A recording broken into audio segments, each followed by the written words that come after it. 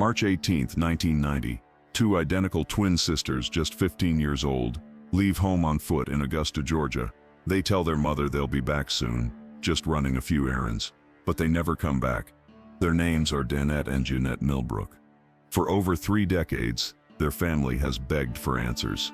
But instead of help, they were told something no parent should ever hear, that their daughters were simply runaways. What really happened to the Millbrook twins?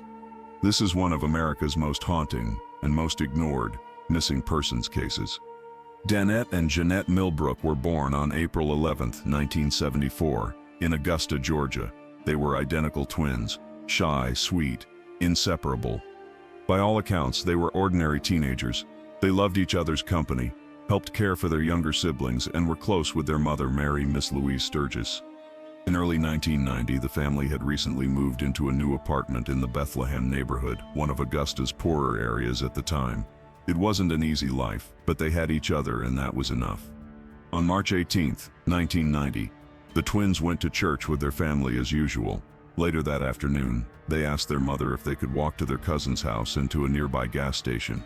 Miss Louise hesitated. She didn't like her daughters walking far alone, but she eventually said yes.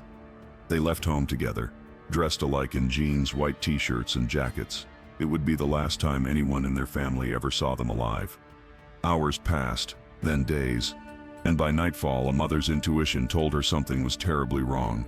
When the sun dipped below the horizon that Sunday evening in 1990, a familiar unease began to creep into the Millbrook home. Dinner was cooling on the table. The sound of neighborhood chatter faded into the distance, and still there was no sign of Danette or Jeannette. Their mother, Miss Louise, kept glancing out the window, expecting at any moment to see two matching figures walking up the road, laughing, teasing each other like always. But the street stayed empty. At first she tried to convince herself there was nothing to worry about. Maybe the girls had lost track of time. Maybe they decided to stay a little longer at their cousin's house. But as the clock ticked past 9, her worry became fear. She picked up the phone and called the Richmond County Sheriff's Office. What she heard on the other end would set the tone for the next 3 decades. The dispatcher didn't sound alarmed. The missing report wasn't taken seriously. They said probably just runaways, she was told. Give it a few days. That casual dismissal was like a knife to the heart. Miss Louise knew her daughters. They weren't the kind to run away. They were shy, home-loving girls who never even spent the night out without calling. Still, her pleas for immediate help were brushed aside. The next morning, she began searching herself. She called friends, relatives, anyone who might have seen them, and slowly, piece by piece, she began to reconstruct their last known movements. The twins had left home around 3 p.m. They'd walked to a friend's house first, a woman named Gloria. Gloria remembered them well. They'd asked if she had $1 for bus fare. She didn't, but she offered them what little she had, a single dollar bill. They thanked her politely and went on their way. From there, they stopped at the Pump and Shop gas station on 12th Street, a small store they'd visited many times before. The clerk behind the counter later said the girls were cheerful, relaxed. They bought a few snacks, chips, candy, and some sodas, and chatted briefly before leaving. There was nothing strange, nothing anxious, nothing that hinted at what would come next. Their next known stop was at their godfather's house nearby. They dropped in, stayed only a few minutes, and said they were heading home. It was around 4:30 p.m. Then they disappeared. That simple, tragic fact sits at the center of this case. One moment, 2 teenage sisters were walking home in broad daylight. The next, they were gone from the world. Miss Louise retraced that route herself, walking block by block, asking strangers, showing photos, calling hospitals, jails, anyone who might have information. But there was nothing. Not one confirmed sighting. Not one clue. Days turned into weeks, and with every passing hour, hope collided with frustration. The police still refused to treat it like an abduction or a disappearance. They didn't issue a missing persons bulletin. They didn't organize searches. In fact, it seemed they barely wrote anything down. When Miss Louise and her relatives demanded answers, they were met with condescension. "The girls will come back when they're ready," one officer reportedly said. When the family insisted that wasn't possible, they were told to stop calling so often. It would later come to light that investigators never canvassed the neighborhood. They never questioned people who lived along the twins' walking route. They never checked surveillance cameras, even though a nearby convenience store had one at the time. Every possible opportunity to gather evidence slipped away in those crucial early days. The family began their own investigation. They walked abandoned lots, checked behind warehouses, and searched the woods near their neighborhood. They even visited bus stations, hoping the girls might have been seen boarding a bus somewhere. Weeks later, they returned to the sheriff's office to ask for updates. What they were told was unthinkable. According to police records, the Millbrook twins were no longer missing. The case had been closed, the file marked resolved. The explanation? Authorities claimed the girls had been found, safe and well, and were now living with a relative. But that wasn't set true. The family demanded to know who the relative was. No one could give a name. They asked for the paperwork confirming the girls had been located. There was none. The truth was that someone somewhere had closed the case without proof, without evidence, and without even telling the mother. For the Millbrook family, that betrayal was almost worse than the disappearance itself. Not only had they lost their daughters, but the very system meant to protect them had erased them from existence. In the months that followed, rumors began to swirl. Some neighbors claimed to have seen a white van parked near where the girls were last spotted. Others said they'd heard of men in the area offering young girls money for rides. None of these leads were pursued. And so the case fell into silence. Years passed. The twins' younger siblings grew up. Miss Louise continued to ask for updates, but each time she was turned away. The officers she spoke to often didn't even know who the Millbrook twins were. Some said the case file was missing. Others insisted it never existed. It wasn't until decades later that journalists and advocates would confirm what Miss Louise had known all along, that no serious investigation had ever taken place. There were no interviews, no searches, no physical evidence collected. The only record of their disappearance was a single vague report, and even that had errors. The story of Danette and Jeannette became one of absence. No clues, no witnesses, no justice. And yet that void, that unbearable silence, spoke volumes. It revealed how easily two young girls could vanish not just from their neighborhood but from the public's memory. How a case can die when those in power decide it isn't worth their time. For the Millbrook family, hope became its own kind of endurance.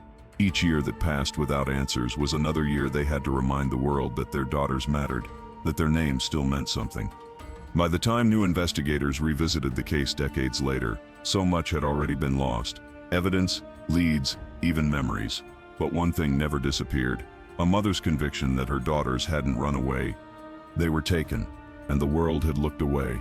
For more than 20 years, the Millbrook twins' disappearance existed in a void, a case file lost to time, a mystery that no one in power seemed to care about.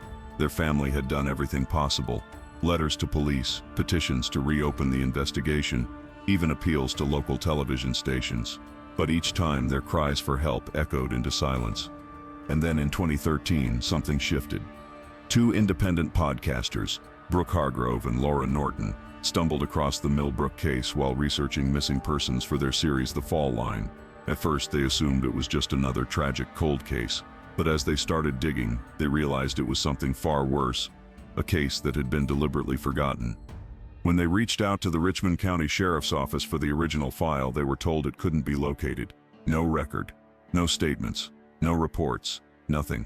It was as if the investigation had been wiped clean from history. That revelation sparked outrage. For decades, this family had been told that the case was closed, that the twins were safe, yet there was not a single document to prove it. The Fall Line's investigation became a lifeline, not just for the family, but for justice itself. Through interviews with relatives, old friends, and former investigators, Brooke and Laura began to piece together the fragments. They discovered how the case had been mishandled from the very beginning, how prejudice, neglect, and bureaucratic indifference had buried it. Their reporting caught the attention of journalists and activists nationwide. Soon the pressure was too loud to ignore. In late 2013, the Richmond County Sheriff's Office was forced to admit the truth publicly. The Millbrook twins case had never been properly investigated. It was officially reopened after more than 2 decades in limbo. It should have been a moment of hope, but the damage done by years of neglect was impossible to undo. When investigators began reviewing what little information still existed, they discovered the file was a patchwork of contradictions. Some reports listed the twins as 16 years old. Others said 14. Some documents used their last name correctly, Millbrook, while others spelled it Millbrooks, as if the missing girls were interchangeable, forgettable. Even the addresses were wrong. The original case records placed the family's home miles away from where they actually lived. That single mistake meant that when officers supposedly canvassed the area, they may have searched the wrong neighborhood entirely. Still, the reopening breathed new life into the case. Fresh eyes began reviewing tips, old witnesses were re-interviewed, and long silent voices started to come forward. One woman claimed she'd seen the twins walking on 15th Street that day near a cluster of old industrial buildings. She remembered them because they were identical and because they looked lost. Another witness, a man who'd been a teenager at the time, recalled hearing a rumor about two girls being forced into a car near the same area. Police followed up on both accounts. They searched wooded lots, combed through old property records, and even brought in cadaver dogs. Nothing turned up. Still, the renewed attention drew national interest. True crime fans, online communities, and journalists began to share the story. People wanted justice for Danette and Jeannette, and accountability for the failures that had kept their case cold for so long. Then came a chilling development. An inmate serving time in a Georgia prison contacted investigators with a claim. He said he knew what happened to the twins, that they'd been lured away by men offering them money, attacked and killed. According to him, their bodies had been disposed of near an old industrial site south of town. Authorities took the claim seriously. They brought the man in for questioning and searched the area he described. For a brief moment, hope surged again. Maybe after all these years, the truth was finally within reach. But once again, nothing was found. No remains, no physical evidence, just another lead that led to dust. As the years rolled on, the case became a haunting symbol of systemic neglect, the way some disappearances capture the nation's attention while others fade into obscurity. Advocates pointed out how quickly police dismissed the Millbrook Twins compared to similar cases involving white victims. It wasn't just a failure of procedure, it was a failure of empathy. Miss Louise passed away before ever learning what happened to her daughters. Her surviving children, though, refused to let their memory die. They continued to push for justice, appearing on podcasts, TV programs, and community events to keep the story alive. In 2019, the National Center for Missing and Exploited Children released age-progressed images showing what Danette and Jeannette might look like in their mid-40s. The pictures were haunting. Two women with the same gentle eyes, the same shared smile, frozen in time yet grown by imagination. Every few years, new investigators are assigned to the case, leads are checked, records reviewed, but so far no physical evidence has ever been found. Still, their story continues to spread. Awareness has become the family's greatest weapon. True crime creators, podcasters, and community activists have joined in, determined to keep their names from fading away again. Today, more than 35 years later, the disappearance of Danette and Jeannette Millbrook remains an open case. No arrests, no suspects, no remains, only questions, and the aching hope that someone, somewhere, still remembers what happened that day in March 1990. The truth may still be out there, buried beneath years of silence. And until it's found, their family, and the growing community that stands behind them, refuses to stop asking the same impossible question: what really happened to the Millbrook twins? It's been more than 3 decades since Danette and Jeannette Millbrook walked out of their home and vanished into history. 3 decades of questions without answers. 3 decades of a mother's heartbreak and a family's stubborn refusal to give up hope. For most missing persons cases, time is the enemy. Memories fade, evidence decays, witnesses die. But in the case of the Millbrook twins, time became something else, a mirror reflecting not just what happened to 2 young girls, but what happens when an entire system decides a life isn't worth looking for. The disappearance of Danette and Jeannette isn't only a mystery, it's a story about neglect, race, and resilience. Because when the police turned their backs, it wasn't just the investigation that was abandoned, it was 2 human beings. 2 sisters who loved to laugh, who argued over clothes, who dreamed about growing up, getting jobs, and maybe someday leaving Augusta to see the world. Instead, their story became a reminder of how society sometimes looks away from certain kinds of pain. If the twins had been white, would things have been different? That's a question many have asked, and one that lingers uncomfortably in the air. When reporters revisited the case, they found what the family had always known from the very beginning: the girls were never given a fair chance. Their disappearance wasn't investigated with urgency, their mother wasn't treated with compassion, and their story never made national headlines, not until independent voices forced it into the light. But out of that darkness, something powerful emerged. Persistence. The Millbrook family turned grief into purpose. They became their own investigators, their own advocates, their own press agents. Every interview they gave, every podcast they appeared on, every social media post, it all added weight to a truth the world could no longer ignore, that the system had failed them. Their story has since inspired countless others, families who felt powerless, forgotten, dismissed. In speaking out, the Millbrook family gave a voice to all the missing, whose cases never made the news, and to all the mothers who were told to just move on. That's what makes their story so important. It's not just about loss, it's about endurance. It's about what happens when ordinary people refuse to let the world forget. Even after the case was reopened and no new evidence surfaced, something had already changed. The twins' names were back in the National Missing Persons database. Their photos were seen by millions. Their story became part of a larger conversation about justice, who receives it and who doesn't. And sometimes, that's how real change begins.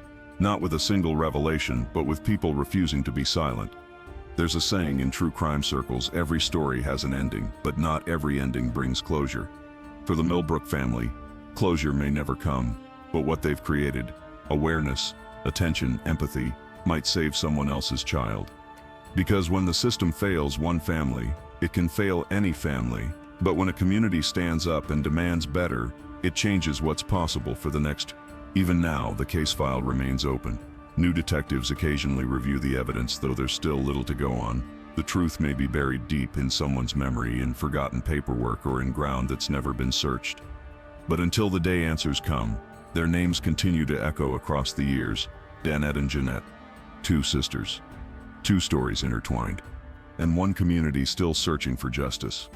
Their story reminds us that justice isn't just about the guilty being punished, it's about the innocent being remembered. Because silence is its own kind of crime, and forgetting is the final act of injustice. So we remember, we say their names, and we keep telling their story, not because it's easy, but because it matters. Even now, somewhere in Augusta, there's an empty space where two teenage girls once walked side by side, laughing, dreaming, alive. And maybe, just maybe, one day the truth about what happened on that March afternoon will finally come to light. Until then, their family, and all of us who hear their story, carry that weight together. Because justice delayed is still justice worth fighting for. If you have any information about the disappearance of Danette and Jeannette Millbrook, please contact the Richmond County Sheriff's Office or the National Center for Missing and Exploited Children. Their case number is NCMC 786223. Even the smallest detail, a memory, a rumor, a sighting you once dismissed, could be the key to unlocking a 35-year mystery. Someone out there knows what happened to these girls. And after all this time, their family still deserves the truth. Stories like this remind us that justice doesn't always happen in a courtroom. Sometimes it begins right here, with awareness, with people like you choosing to listen, to care, and to share a story that too many forgot. If this case moved you, please share this video, post it, talk about it, keep their names alive. The more people who know about Danette and Jeannette, the harder it becomes for their story to fade again. And I want to hear from you. What do you think happened that day in March 1990? Was this a random act of violence? Or something more calculated, something buried deep in the shadows of Augusta's history? Leave your thoughts in the comments below. I read every one of them. If you're new here, make sure to subscribe to the Justice Vault, where we uncover stories of the missing, the forgotten, and the silenced. Because every case deserves to be heard, and every voice deserves to echo until the truth is found. Join our community of true crime advocates, storytellers, and listeners who believe that empathy and persistence can make a difference. We'll continue to explore the stories others stopped telling, the cases that went cold, the victims who still deserve their names back, and the families who never stopped searching. And as always, thank you for watching, for listening, and for caring. Because justice should never fade with time.